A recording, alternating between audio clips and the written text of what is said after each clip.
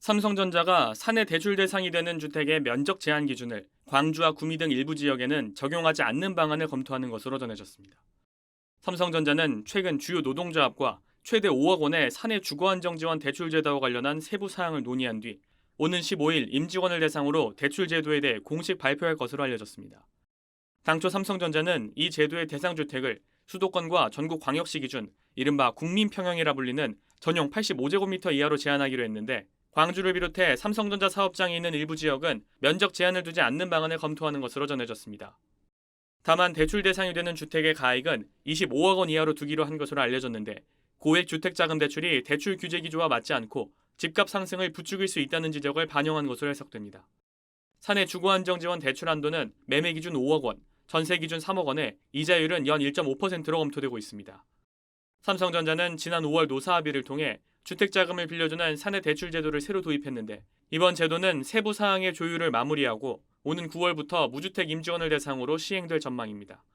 앞서 삼성전자는 지난달 최첨단 미래산업 육성을 위해 호남권에 400조 원 규모의 자금을 투입해 신규 반도체 팹 건설을 추진하기로 했는데 해당 지역에서 주택 면적에 제한을 두지 않는 방안이 검토되면서 지방 사업장에서 근무하게 될 직원의 주거 여건을 고려한 것으로 풀이되고 있습니다.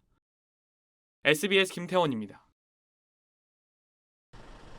삼성전자가 삼성 디스플레이에 이어 무주택 직원들을 대상으로 한 사내 주거 안정대출 대상 주택을 수도권 광역시 기준 전용 면적 85제곱미터 이하로 제한하기로 방침을 확정했습니다. 반도체 성과급과 후한 사내 대출이 수도권 집값 상승을 부추긴다는 비판을 의식한 조치로 풀이됩니다. 삼성그룹 초기업 노조 삼성전자 지부에 따르면 삼성전자는 이달 중 시행을 앞둔 사내 주거안정대출의 대상 주택을 수도권, 광역시 기준 85제곱미터 이하로 제한하기로 했습니다. 세부 사항이 조율되는 대로 이달 중 대출 제도를 시행할 걸로 전해졌습니다. 사내대출 대상 주택을 이른바 국민평형으로 불리는 85제곱미터 이하로 한정 짓는 배경에는 저금리 사내대출이 부동산 시장에 미칠 영향을 줄이려는 의도가 깔려 있습니다. 삼성전자의 주거안정대출 지원 대상은 직원들 가운데 무주택자이거나 현재 보유한 주택을 처분하는 조건의 1주택자입니다. 연 1.5% 수준의 저금리라서 현재 4에서 5% 수준인 제1금융권의 주택담보대출 금리에 비하면 파격적인 조건입니다.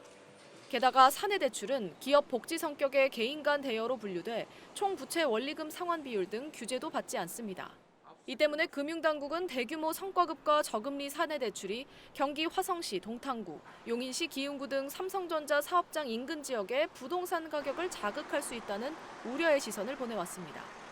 이찬진 금융감독원장은 지난달 기자간담회에서 공익을 위해 사내대출에 대한 규제가 일정 부분 필요하지 않을까 하는 문제의식을 갖고 있다고 밝히기도 했습니다. 삼성전자 노사는 대상주택 면적 제한을 두는 대신 직급별 대출 한도는 폐지하는 방향으로 논의 중인 걸로 알려졌습니다. 수정안이 확정되면 직급과 무관하게 대출 가능액은 5억 원이 됩니다. 이 같은 대규모 사내대출은 산업계에서도 드문 사례인 걸로 알려졌습니다. SK하이닉스는 무주택 임직원에게 최대 1억 원의 주택자금을 빌려주고 삼성전기는 사내대출 제도가 없습니다. SBS 김민정입니다.